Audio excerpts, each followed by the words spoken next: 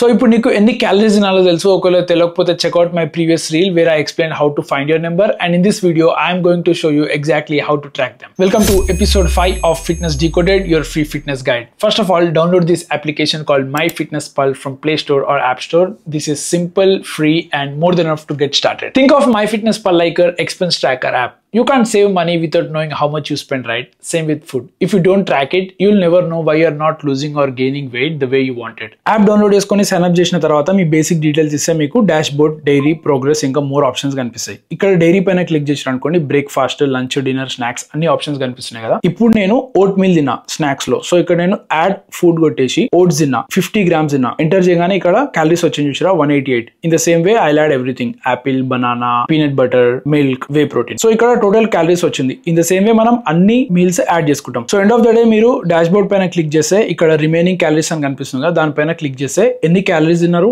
ఇంకా ఎన్ని క్యాలరీస్ తినాలో ఎవ్రీథింగ్ విత్ న్యూట్రియన్స్ కనిపిస్తుంది. సో ఎక్కువ ఆలోచించకుండా ఈ రీల్ చూసిన నెక్స్ట్ మూమెంటే యాప్ స్టోర్ ఓపెన్ చేసి మై ఫిట్నెస్ పాల్ డౌన్లోడ్ చేసుకొని ఈ రోజు ఏమేమి తిన్నారో ఎవ్రీథింగ్ ఎంటర్ చేయండి. దానిలో ఎగ్ పఫ్ తిన్నారా, నూడిల్స్ తిన్నారా, ఎవ్రీథింగ్ అవైలబుల్ ఉంటుంది. అన్ని యాడ్ చేయండి, ఒక నెంబర్ వస్తుంది టోటల్ క్యాలరీస్. అది కామెంట్ చేయండి, I will help you fix that. And for now don't stress about protein or fats. I will explain everything in coming episodes.